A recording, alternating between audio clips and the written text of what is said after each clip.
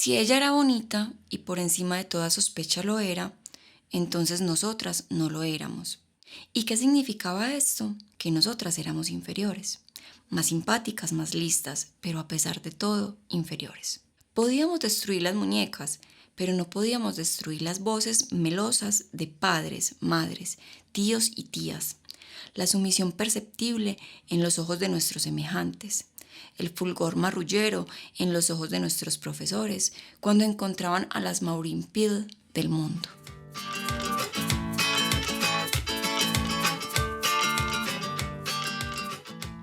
Un micrófono propio. En este podcast tocamos temas que pretenden afectar la sensibilidad de muchas personas. Hola, mi nombre es Sara. Y el mío es Daniela. Somos las voces que te acompañarán en un micrófono propio. Nos saludamos, les saludamos por quinta vez. Estamos muy contentas, ya estamos en la recta final de la primera temporada de este podcast. Esperamos que sean pues muchas más, pero de momento podemos decir que estamos llegando al final. Pero muy contentas de todo el apoyo que nos han dado, de las discusiones que hemos generado, de la participación en los foros, y en esta ocasión estamos aquí reunidos para hablar de un tema muy importante. Quizás lo hemos abordado un poco a través de los demás episodios, por encimita, muy ligeramente, pero en esta ocasión nos vamos a centrar en hablar de estereotipos desde una perspectiva de género. Y para centrarnos en esto escogimos la novela Ojos Azules de Toni Morrison, escritora estadounidense, afrodescendiente, ganadora del premio Pulitzer y Nobel. La novela fue publicada en 1970 y cuenta la historia de Pecola desde el punto de vista de su prima Claudia. Ambas son unas niñas pequeñas que van a la misma escuela, pero Pecola es negra y cree que es fea porque no se parece a Shirley Temple, que no sé si la han escuchado. Ella fue una niña muy famosa en esa época que poseía todas las bellezas hegemónicas, los ojos azules, la piel pálida, los rizos dorados, rasgos finos, bueno, etc. Pecola desea ser como ella para que todo el mundo la admire y la respete, y no solamente sus amigos, profesores y vecinos. Y lo más triste de esto es que desea que la respeten sus padres, que no la maltraten. Entonces, obviamente esto no va a pasar, ella no va a tener esa belleza hegemónica. La novela es muy triste, pero bueno, queríamos como abordar esta novela para hablar de esos estereotipos. Además, usamos dos obras de apoyo, concretamente dos ensayos de la escritora Siri Husbeth, quien es novelista, es ensayista estadounidense. El primer ensayo se llama Tanto revuelo por los peinados, que como su nombre lo indica, aborda el tema de los estereotipos desde el cabello.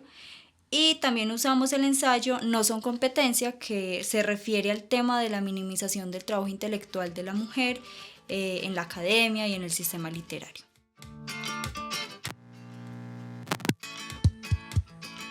¿Has escuchado expresiones como mujer que no jode es macho, lo más lindo de ser mujer es ser madre, el hombre propone y la mujer dispone? Todas tienen algo en común, se basan en estereotipos de género. Un estereotipo es una visión generalizada, una preconcepción sobre los atributos o características de un cierto grupo en particular. Pueden depender de la edad, por ejemplo, los estereotipos asociados a la adolescencia, o pueden estar asociados a la procedencia geográfica, por ejemplo, que las personas de la capital se comportan de una manera y los de la zona costera de otra, o también se pueden asociar al género, es decir, mujeres se comportan de manera X y los hombres de manera Y. El peligro de los estereotipos es que resultan reduccionistas y pueden generar comportamientos muy ofensivos. Todas las dimensiones de la personalidad que hacen que una persona sea única pasan por el filtro de dicha visión generalizada, por una preconcepción sobre el grupo con el cual se identifica, y eso es absolutamente reduccionista.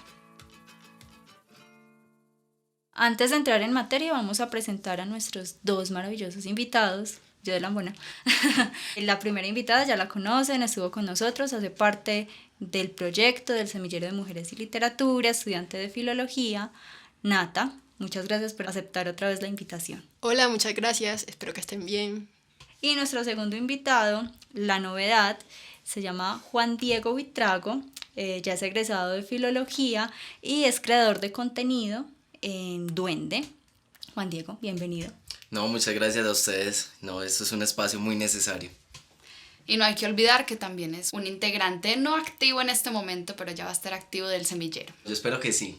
Pensemos qué son los estereotipos. Cuando uno piensa sobre los estereotipos, uno dice, no, son naturales, ¿cierto? Nosotros a través del tiempo los hemos utilizado para poder sobrevivir, como por ejemplo ver el cielo gris y decir, va a llover, va a haber tormenta. Pero ya cuando son estereotipos más hacia nosotros, hacia las personas, ya sí son de una u otra forma estereotipos construidos culturalmente. Porque si uno se pone a mirar, el cabello en una cultura no es lo mismo que en otra, no significan la misma cosa. Entonces, de una u otra forma, esos estereotipos se vuelven un arma para poder discriminar, para poder estigmatizar, un arma de anulación de la diferencia. Entonces, pensemos un poquito entre nosotros acá qué son, cómo se manifiestan y por qué los usamos. Por ejemplo, yo creo que los estereotipos son una reminiscencia de una u otra forma que puede relacionarse a, no sé, a supervivencia quizás, pero que el asunto es que ya no necesitamos, ¿no? Entonces, por ejemplo, la idea de que la mujer es más débil, hoy es un estereotipo que si bien tiene cierta partida biológica, pues ya no funciona porque ya nuestras sociedades no se basan en la fuerza física, por ejemplo. Yo creo que algo que dice Saris y Dani es muy importante y es entender que el estereotipo no debe convertirse en algo estático y en sí yo siento, y pues quizás esto va a ser una opinión un poco cuestionable, que el estereotipo en sí mismo no tiene por qué ser malo. Desde la comunicación es muy efectivo, desde lo audiovisual es muy efectivo. Lo que vemos en las películas son estereotipos. El problema es cuando nos quedamos en el prejuicio, cuando los volvemos estáticos, cuando no pasamos de allí, y lo que dice Saris es muy claro, el hecho de yo decir que la mujer es esto o el hombre es esto, ya estamos creando un estereotipo que desde mi perspectiva sí es negativo. El punto con estos estereotipos que se convierten en algo estático, como lo dice Juan Diego, es que nos predisponen, ¿no? Yo tampoco creo que el estereotipo, ¿no?, en su definición esté mal. Finalmente todos tenemos como algo que nos precede al mundo y no podemos evitarlo. Estamos hechos de, no sé, de historias, de memorias, etcétera. Pero el punto es que no tenemos por qué asociar que eso que pensamos es lo único que existe y es una verdad absoluta, ¿no?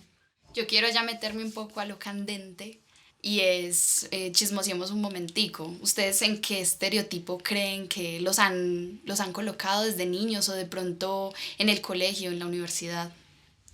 A ver, a mí lo que me cuestiona es que las personas creen que la vida es una jurisdicción, entonces tú eres esto o eres esto, pero no puedes ser dos cosas al tiempo. Por ejemplo, yo soy gay y ya, para el mundo. Entonces, como soy gay, no puedo ser académico. Como soy gay, no puedo ser, no sé, una buena persona, no puedo no interesarme en la moda, un montón de cosas.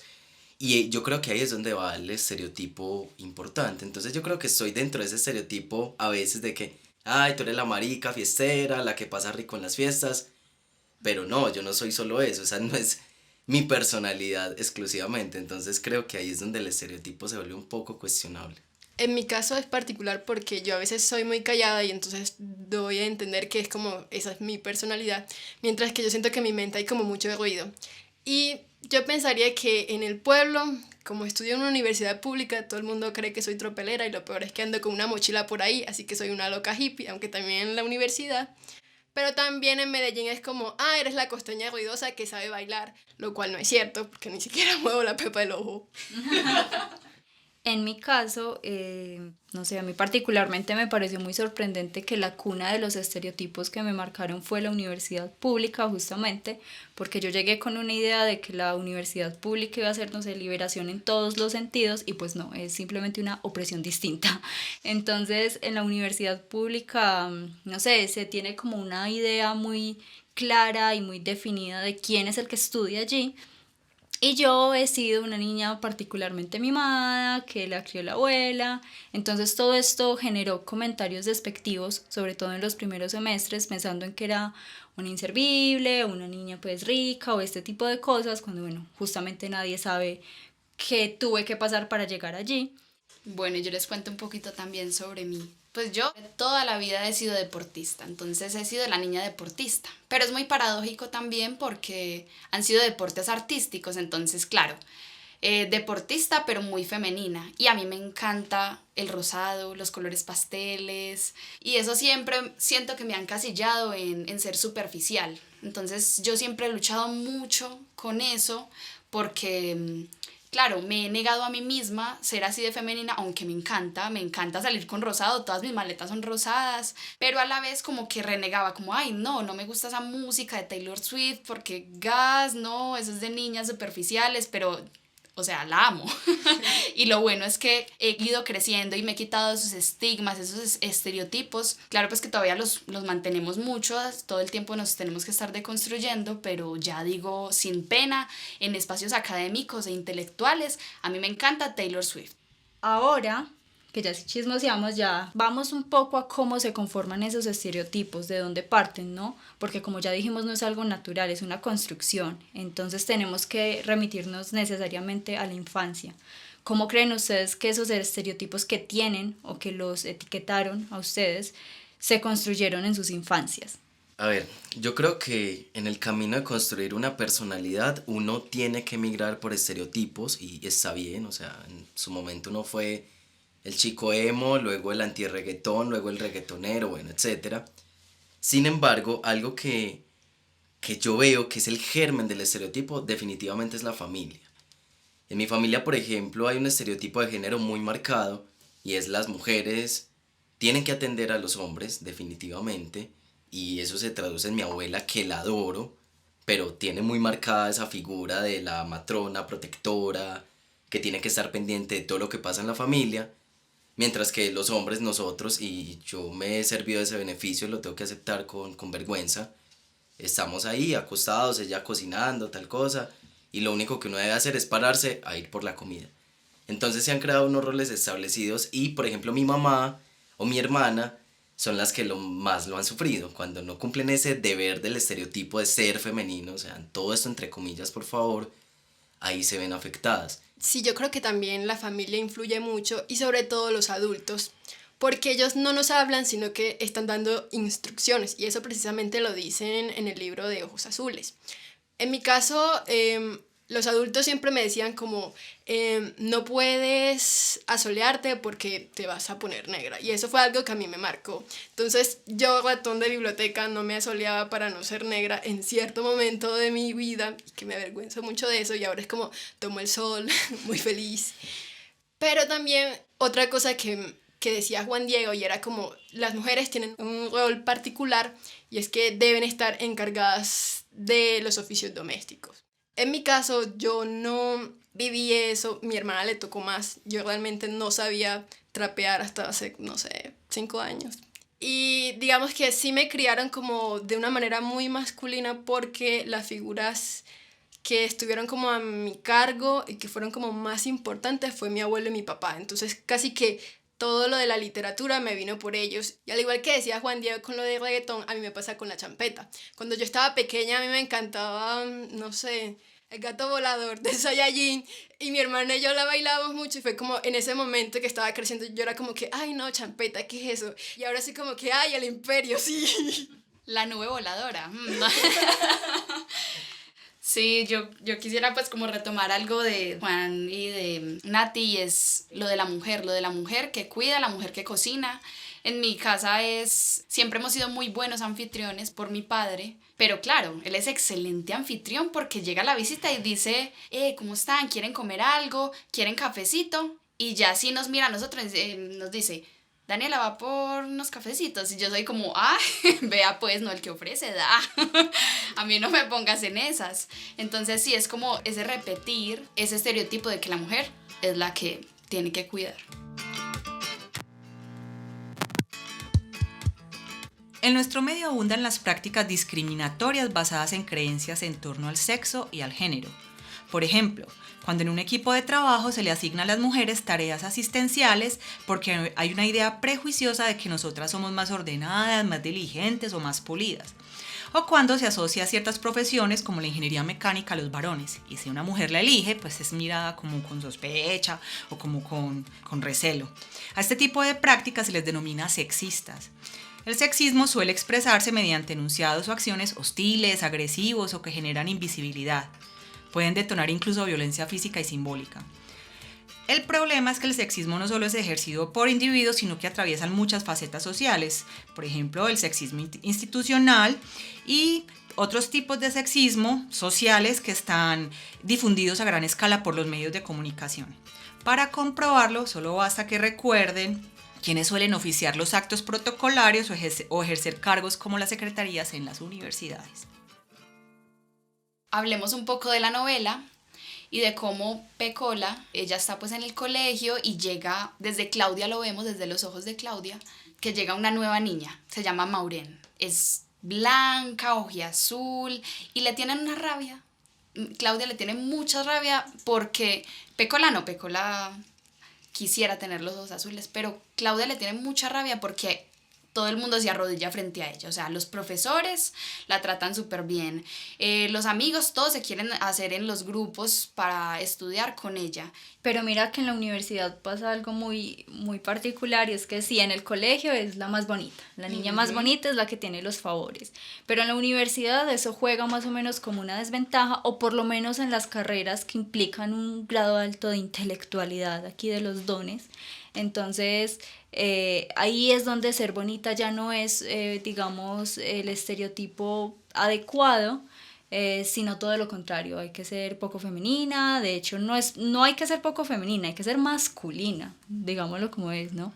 Para poder, digamos, legitimar de una u otra forma los conocimientos que tenemos. Y como hablábamos en el anterior episodio, están invitados para que lo escuchen. Sí, o sea, como en las carreras intelectuales, el cuidado y la belleza, eso no va de la mano. Pero en cambio, en las carreras como enfermería o nutrición o las que son más hacia el público, eso sí, hasta las obligan a maquillarse, como, ay no, usted como no va a venir maquillada. Yo creo que ahí podemos traer a colación el ensayo de Chimamanda, donde ella habla precisamente de cómo necesitamos desmitificar esas figuras que ya se establecieron. Entonces ella es una mujer negra, africana, que viste ropa de marca, pero no puede ser una intelectual, básicamente frente a la mirada de los hombres o de otras personas incluso. Pues es inconcebible para la mente de muchas personas como, no, esa mujer tan bella, tan arreglada, ¿cómo va a ser una escritora de novelas? ¿Cómo va a tener un trabajo académico? ¿Cómo va a tener un trabajo intelectual? Entonces yo creo que ahí se ha establecido un estereotipo del cuidado para ciertas carreras, como decía Dani, pero también del descuido para otras carreras. Pero incluso el descuido para las mujeres, o sea, uno ve los hombres con trajes y que llegan así impolutos a presentar su ponencia de literatura, pero donde llega una mujer entaconada, maquillada y todo eso, la van a ver extraño, porque claro, la intelectualidad no va de la mano con la belleza. Y es muy curioso cuando hablamos del tema de la ropa, porque, por ejemplo, Yuval Noah Harari, él menciona que casi que del siglo XVIII hacia adelante, o incluso antes, los hombres empiezan a tomar una vestimenta un poco más formal o incluso estrecharse al color negro y pierden como ese colorido y esa gala que tenía, por ejemplo, el rajá, que es sobre todo la pluma y que hace también referencia, digamos, al macho pavo real, que es el que deslumbra, y deja sobre todo entonces esta ornamentación en el diseño de la moda hacia las mujeres. Pero entonces también digamos que la escritora Siri Husband también sufre de lo mismo, o sea, ella en algún momento de su carrera como escritora y estudiante la confundieron con modelo y era como, no podemos validar tu opinión porque eres muy bella y eres rubia. Pensemos en Clarice Lispector, ¿no? Es una escritora absurdamente maravillosa, para mí una de las escritoras más interesantes en relatos breves del siglo XX en Latinoamérica, pero me parece muy teso que cuando se va el debate acerca de su pluma y de su escritura, lo que tienen para decir es lo bonita que era, ¿no? Y de hecho ella también cuenta en algunas crónicas que fue para ella complicada desarrollarse en los medios intelectuales porque siempre fue una mujer sumamente femenina, ¿no? Entonces era bonita, era femenina y todo lo demás quedaba sometido a esa belleza, ¿no? Incluso hay otro caso de otra escritora que es bastante querida aquí en este espacio y es Marvel Moreno, que ella como escritora barranquillera de hecho fue reina del carnaval y que militaba, digamos que en estos espacios intelectuales.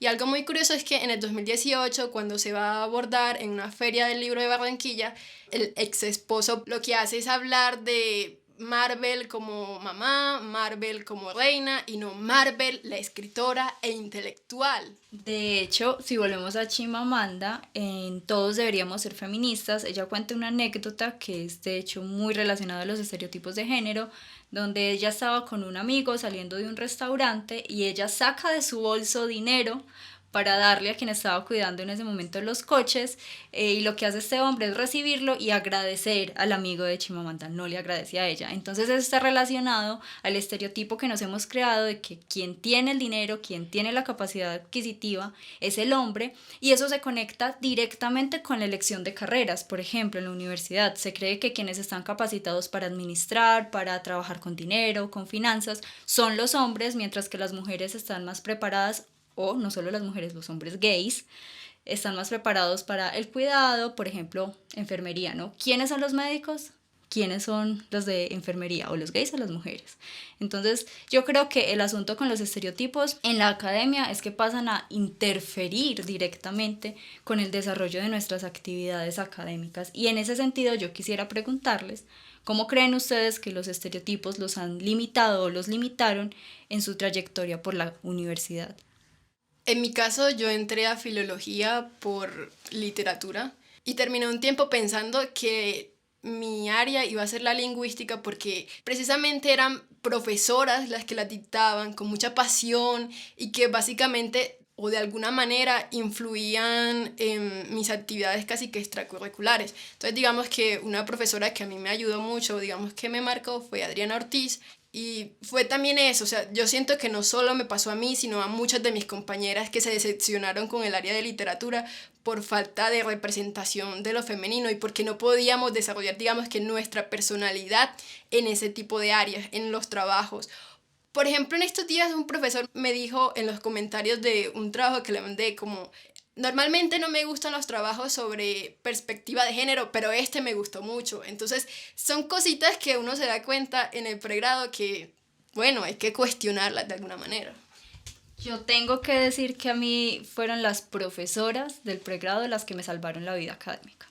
O sea, si yo no hubiese entablado una conversación con profesoras, y lo voy a decir abiertamente, como la profe Ana María, como la profe María Eugenia, como la profe Olga Vallejo, y de ahí en adelante, yo creo que nunca hubiese concebido mi personalidad, que es una personalidad quizás muy fuerte, muy directa, muy tosca, dentro del espectro de lo que es la literatura, ¿no? Porque sobre todo en la línea de literatura, como dice Nata, las mujeres que permanecen tienen que estar como pasando lo más desapercibidas, con la cabeza lo más baja posible, con esta falsa modestia, y yo nunca he podido con eso. Entonces, encontrar profesoras que son muy buenas en sus áreas, pero que no se doblegan, que son directas, que son claras, y que no tienen que dejar a un lado, no sé, lo femenino, ni masculinizarse por completo, etcétera, me dio a mí como la inspiración, no sé, la fuerza, la representación para permanecer en un área tan difícil. Yo aquí sí tengo que hablar desde el privilegio y pues tristemente pues, como hombre no he tenido ninguno de los problemas, pero voy a hablar desde lo que he percibido para las chicas. Es doloroso aceptarlo, pero a las chicas les toca disculparse más dentro de la academia. Como que dan su opinión, esa sensación de que la academia las invisibiliza tanto y las vuelve tan minúsculas y es tan triste que tienen que disculparse. Otra de las cosas es un detalle tan simple pero tan fuerte en el símbolo, y es que a los hombres profesores les dicen doctores por su apellido. Doctor Buitrago, pues no soy doctor, pero es un ejemplo. Algún día.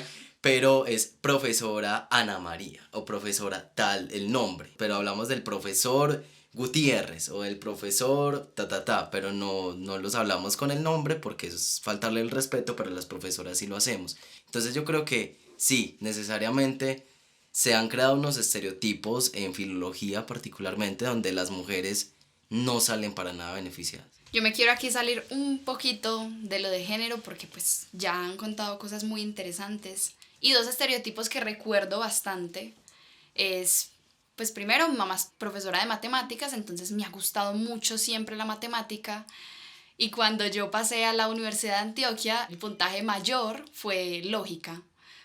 razonamiento lógico. Y yo dije, ay, Dios mío, ¿será que si me metí en la carrera que era? Entonces es como, primero es estar peleado, o sea, el que le gusta las humanidades y la literatura no le va bien en las matemáticas. Eso está súper erróneo. Y viceversa, ¿no? Que nosotros tenemos los chistes internos acerca de que los ingenieros no saben escribir o cosas así, y eso es un estereotipo, ¿no? Sí, y el otro estereotipo es, recuerdo que en la inducción de filología, lo primero que nos dijeron, cierto que nadie de acá es deportista de alto rendimiento. Dice que sí ve, por eso están en filología. Y yo ahí dice que como no levanto mi mano. Entonces sí, o sea, como esos dos estereotipos como que, o sea, si usted es esto, no puede ser lo otro. Como que te coarta la libertad. Y además yo quiero resaltar que muchas veces también estos estereotipos interfieren en nuestro desarrollo académico porque terminan determinando para qué actividades son aptas, no sé, las personas, según otra vez estos estereotipos. Entonces lo hemos hablado millones de veces en el semillero. Y es, por ejemplo, las mujeres son más adecuadas para lo creativo, para lo que implica organizar, para las, no sé, las secretarias, por ejemplo. Pero si se trata de dirigir, entonces ¿quiénes son? Son los hombres, los que son decanos, los que son coordinadores, etc. A mí hay algo que me encanta y es cómo la vida laboral empieza a tumbar los preconceptos de la academia. Pues en Duende, por ejemplo, la mayoría son lideresas. La mayoría son chicas, está de la líder del equipo editorial, la líder audiovisual, la líder de diseño, y eso me gusta mucho porque llega a crear una realidad paralela a lo académico y como, no, sí, en la academia están los hombres dominando, pero salgan al mundo laboral y las mujeres son las que están siendo contratadas, son las que están llegando afortunadamente poco a poco a cargos de liderar, a cargos de construir, de transformar oficios que eran considerados esencialmente masculinos en su momento. Pensemos un poco en las elecciones de este año, que dijeron todo el mundo, es que Francia no tiene experiencia, Francia no sé qué, pero ahí hay un montón de candidatos que tampoco tienen experiencia en lo administrativo, pero claro, a ellos sí no se les menciona. Claro, y se supone, ¿no?, que a las mujeres las tenemos que juzgar más fuertemente, con un doble rasero que es impresionante, porque biológicamente, naturalmente, estos argumentos tan estúpidos, y tenemos que decirlo, no están aptas para un cargo que no sea la maternidad o el cuidado.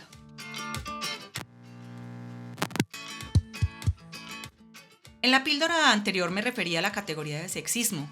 Existen otras dos muy cercanas, el neosexismo y el sexismo benévolo. El neosexismo se refiere a la corriente, sobre todo avalada por varones, que afirma que ya las mujeres hemos logrado la igualdad y que no es necesario que continuemos con nuestras luchas, que estamos cayendo en la exageración. Nada más alejado de la realidad. En realidad lo que temen estos grupos neosexistas o las personas neosexistas es perder beneficios, es perder asuntos que supuestamente se han ganado ante las nuevas luchas de las mujeres.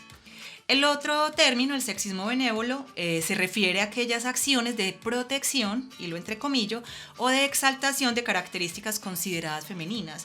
Por ejemplo, la delicadeza, el orden o la ternura suelen ser enunciadas mediante expresiones como son de bonitas las mujeres cuando se organizan bien, o nada más bello que la forma en que se expresa una mujer con mucho cuidado. En general tienen un tinte paternalista muy desagradable, es decir, por hacer bonito terminan haciendo feo. Ya estamos en la recta final de este episodio. Recordemos que estamos conversando acerca de los estereotipos desde diferentes puntos de vista, pero sobre todo desde una perspectiva de género. Y vamos a finalizar con algo que Dani mencionaba ahora y que es muy importante, y es el estigma de lo femenino. ¿Por qué es considerado lo femenino como algo inferior, como algo incapaz, y cómo eso se instala también en la academia? No, yo quiero tener una idea muy importante aquí y es desde la perspectiva de género, pero hablando de la identidad también de género. Y alguna vez tuve una conversación con alguien, pues sí, que tenía una postura, llamémosla, de un feminismo radical. Si me equivoco, pues me corregirán. Y pues les quiero recordar que el feminismo radical no es extremista, que es otro término, sino que hay muchos feminismos, hay liberal, radical, interseccional, pues un montón, decolonial, un montón. A eso se refiere pues como Juan Di, el radical. Exacto, sí, gracias Dani ahí por la aclaración. Y es que no sé si ustedes conocen sobre lo drag, sobre el arte drag, y voy a hacer énfasis en esa palabra de arte porque es una forma de identidad frente al género. Entonces me decían que no, que en el drag solamente se está buscando crear una caricatura de las mujeres o cosas como que las chicas trans especialmente son solo hombres con falda, y ahí yo me ponía a pensar directamente, bueno, si yo solamente estoy creando una caricatura de lo que esta persona consideraba ser mujer, es que para ella hay una forma de ser mujer, solo una única forma. Entonces ahí yo empiezo a cuestionar eso de qué es lo femenino, qué es lo masculino, cuando el drag es un arte, es precisamente una expresión, una forma de representar artísticamente algo, y por eso existen los drag kings también, no solamente están las drag queens, y pues las personas trans se sienten identificadas con un género y eso es lo que son simplemente. A mí me parece muy importante que este espacio también sea un espacio de autocrítica, que no solo estemos cuestionando desde la enunciación del feminismo lo que se hace en otros espacios, sino que también nos autocuestionemos. A mí me parece muy preocupante, en primero, que el feminismo se haya diseminado tanto, que existan tantas líneas que parezcan apartarse tanto unas de otras, que ya no sea como un movimiento integrado, y me preocupa particularmente algunas posturas del feminismo radical, pero también del feminismo desde el extremismo, que ha migrado pues en muchas líneas, no solo desde el radical, porque me parece que termina siendo un poco la misma dinámica hegemónica, la misma construcción de estereotipos, pero ahora digamos desde otra perspectiva, ¿no? Entonces, por ejemplo, lo que menciona Juan de mí me parece muy teso, porque justamente uno de los puntos del feminismo históricamente ha sido desarticular la idea de los géneros, la idea de que se debe ser de determinada forma. Y lo que se está instalando últimamente en muchas corrientes y desde muchos frentes es la idea de, para pertenecer a estos espacios, a este feminismo que estamos construyendo, tienes que ser así. Tienes que abandonar, no sé, la feminidad hegemónica, por ejemplo. Y yo quisiera traer a colación el asunto de que eso termina también contribuyendo a un estigma de lo femenino. Desde el movimiento no se reconoce que podemos ser femeninas por decisión, porque nos gusta, porque nos sentimos cómodas con esto, pero que también podemos aportar a la lucha, a las banderas y a la construcción intelectual. Yo estoy de acuerdo con Sara en ese aspecto de ser críticos en los diferentes tipos de feminismo, pero me llama mucho la atención porque es incluso el feminismo liberal el que fue más conocido en Estados Unidos y que nos llegó primero, el de la mujer empoderada y la mujer que es masculina, ¿cierto? Entonces la mujer que lucha y trabaja y es la dominatrix, ¿cierto?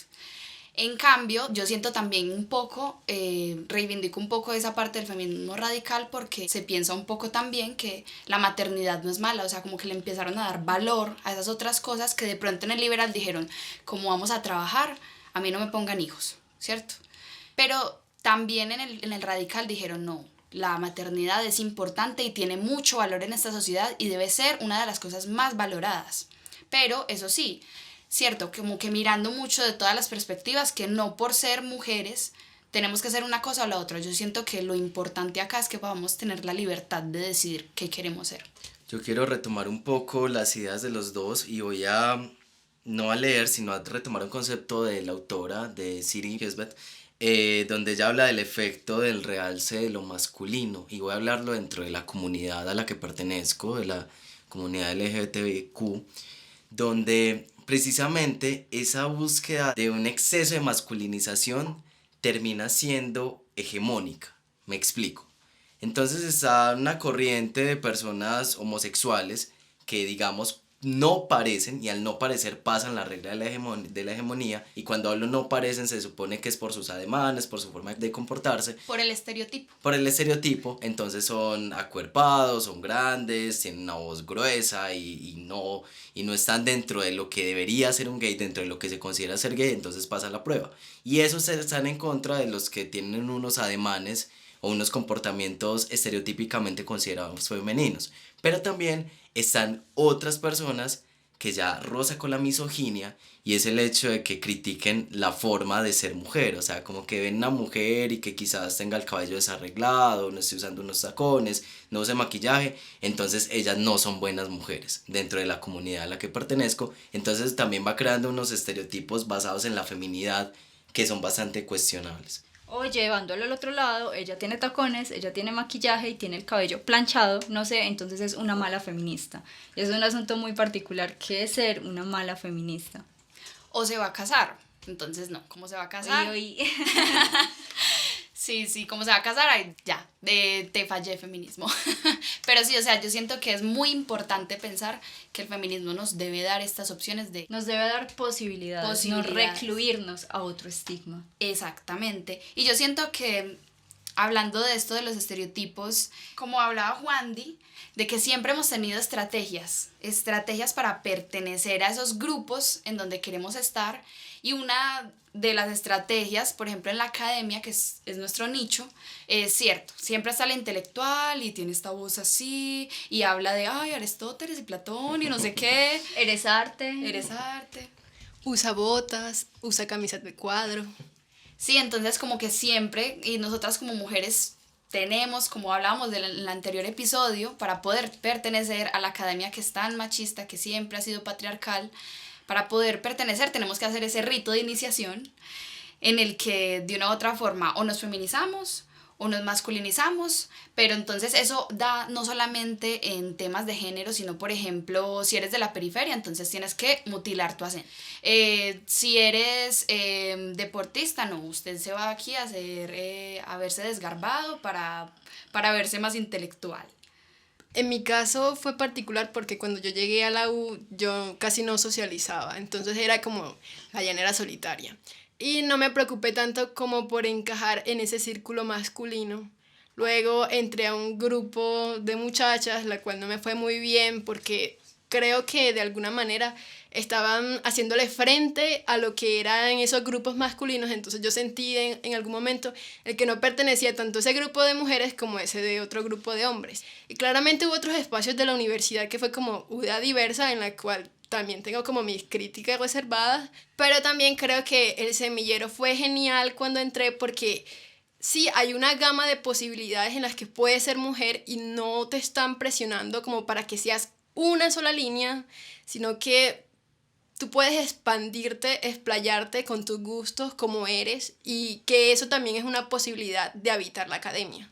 Ay, Nati hablaba de las camisas de cuadro y yo tuve muchas camisas de cuadros, entonces me asumo ahí. Yo creo que uno de los performances que pude haber hecho como filólogo al inicio, ya después no me importaba mucho, es sí, la voz diferente o que no se me viera o que no se me notara nada o caminar así muy serio, llegar muy, sí, vestido neutral a clases y tratar de mantener como cierta apariencia, cierto performance para que no me viera de una manera u otra. En el caso del performance, yo lo sentí particular en las clases de lingüística, porque los profes eran tipo, si eres filólogo tienes que hablar bien, y yo decía, herda, ¿cómo se habla bien?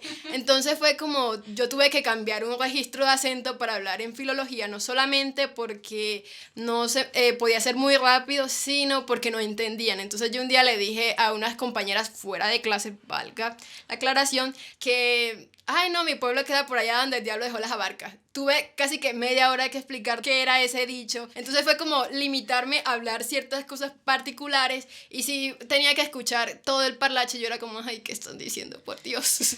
Yo hay algo que dice Nati sobre anular ciertos comportamientos, también lo viví, o sea, yo cómo iba a llegar a filología a decir que yo mantenía en fiesta cada 8 días, pues eso era inconcebible, eso no podía pasar porque yo debía estar ocupando ese tiempo en leer, o en escribir, o en hacer algo importante a nivel académico. ¿Cómo iba a decir que me encanta escuchar Lady Gaga y Britney Spears mientras me estoy bañando?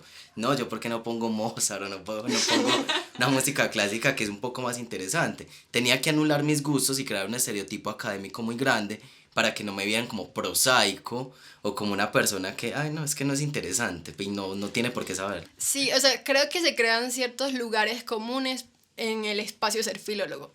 Pero creo que ya hemos hablado de estrategias y lo que a mí me sirvió fue como, bueno, voy a hacer el estereotipo de lo que es costeño. En la academia fue que sí, en quinto semestre yo canté La Plata en plena clase y la profe se quedó como, ¿qué? Y los demás, ¿qué? Y yo, sí, si la vida fuera estable todo el tiempo, yo no bebería.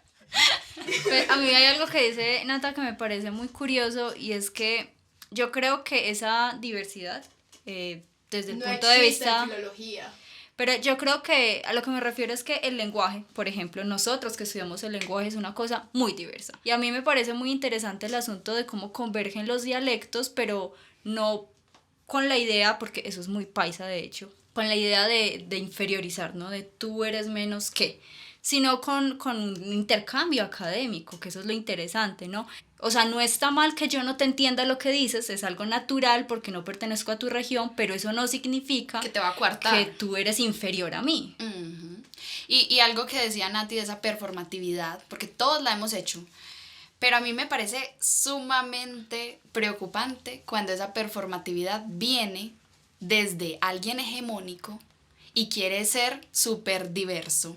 Entonces, el deconstruide, entonces eso ya a mí me parece que raya con la apropiación cultural, porque claro, entonces lo que contaba Nati, ella me contó, yo la voy a, a develar, es que en esos espacios de UDA diversa, aunque tienen un sentido muy bonito, Una intención. Una intención muy bonita, lo que pasa es que están llenos de personas hegemónicas, entonces tampoco son diversos. Y lo que pasa simplemente es que están esas personas hegemónicas robándole voz a esa comunidad diversa que hay en la universidad. Yo no creo que sea tanto como robar la voz, sino que no se está haciendo un llamado apropiado o que esas comunidades se están apropiando de esos espacios. O sea, están creando espacios para esas personas, para esas minorías, pero no existe un llamado como tal. Es como hay un registro oficial, pero no hay apropiación. Entonces es muy bonito lo simbólico, pero si no hay apropiación, no hay nada.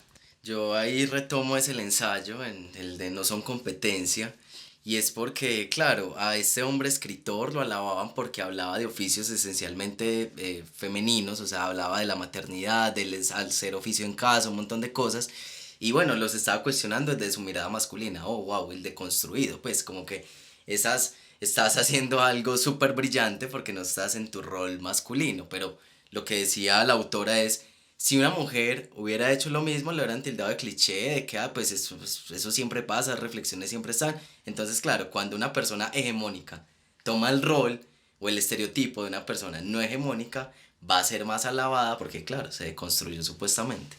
Y yo creo que eso se ve muchísimo, no solo en nuestra facultad, sino en toda la universidad, la apropiación cultural. Es un término muy delicado, de hecho se debate mucho acerca de si existe o no la apropiación, si las culturas no son universales y en ese sentido nos pertenecen a todos. Es un debate que quizás demos en un foro, invitadísimas también, pero el asunto es que, y lo he visto mucho, no vamos a dar nombres, pero he visto mucho docentes inclusive, que no están dando una voz, no están permitiendo que esos espacios hegemónicos se reevalúen y permitan la entrada de otros conceptos y otros saberes, sino que están convirtiendo, digamos, su figura en el centro de todo.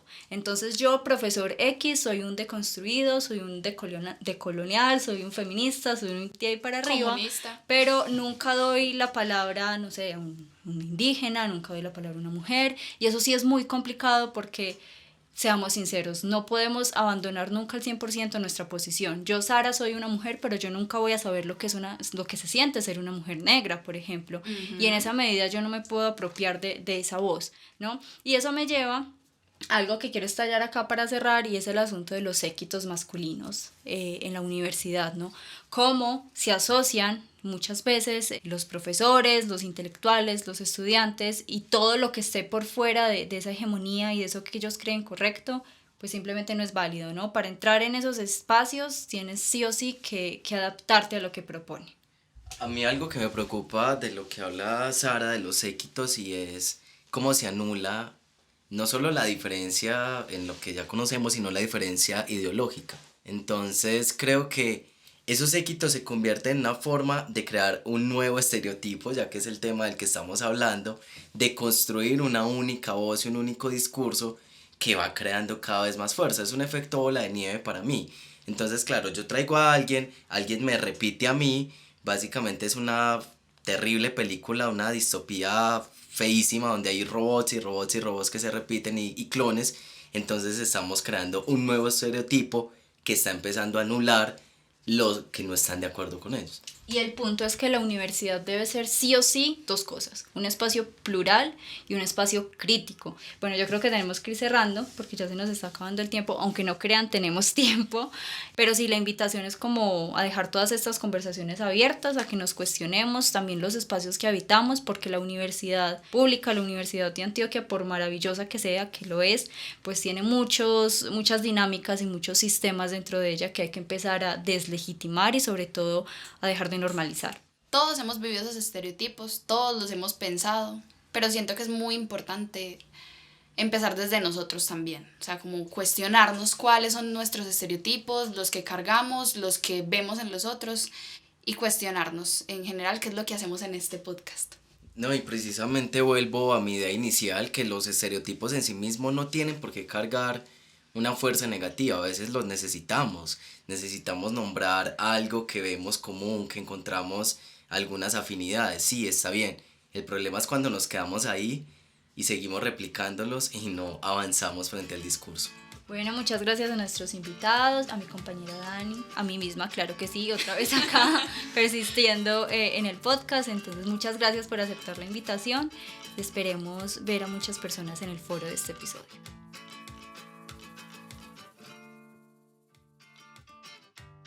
Hola, soy Alejandra y estoy aquí para recomendarles otros contenidos sobre el tema de los estereotipos en nuestra sociedad. Para empezar con los contenidos audiovisuales, les recomiendo ver la película Billy Elliot, un bello filme acerca de los sueños y habilidades de un pequeño niño que cambia sus clases de boxeo por clases de ballet. La película cuenta las dificultades que el pequeño tiene que afrontar para convertirse en un gran bailarín, dentro de una sociedad machista como lo era la sociedad británica de los 80, exactamente durante la huelga minera.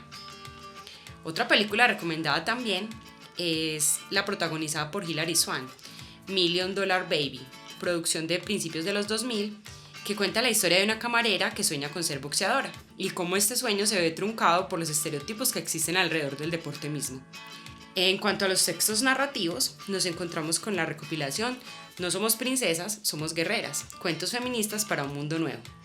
Este libro es un conjunto de relatos de activistas feministas que surge precisamente del fenómeno del yo te creo, y que a pesar de que está recomendado para lectores y lectoras de 9 años en adelante, puede enseñarnos muchísimo a cualquiera de nosotros. Continuando con los cuentos, les recomiendo Los amores equivocados, de la escritora uruguaya Cristina Peri Rossi, una colección de narraciones donde se encuentran diferentes personajes cuya construcción y acciones están basadas y son cuestionadas debido a los estereotipos de género impuestos por la sociedad. Por último, y en relación a nuestro mismo formato, los invito a escuchar el podcast Romper silencios con los estereotipos de género, producido por Colombia Aprende, en el cual se explica la influencia de los estereotipos de género en la elección de carreras o actividades para los niños y niñas, y por qué esto está mal. Espero que disfruten estos contenidos. Hasta una próxima ocasión.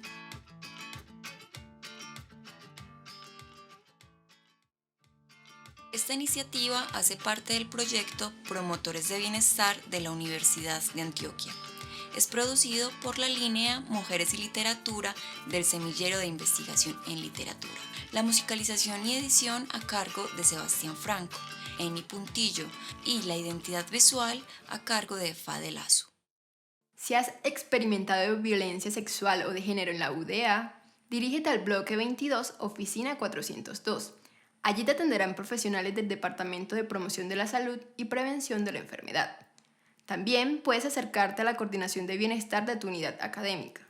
Otras opciones son la Línea Nacional de Orientación a Mujeres 155, la Línea 123, Módulo Mujer, el Centro de Atención a Víctimas de la Fiscalía, contacto 444-6677, extensión 3151 para niñas y adolescentes. En hospitales e IPS atienden la emergencia y aseguran las muestras, realizan exámenes de laboratorio, garantizan anticoncepción de emergencia y aseguran tratamiento para ITS y VIH-Sida. En caso de menores de edad, se debe dar aviso a ICBF o a la Fiscalía.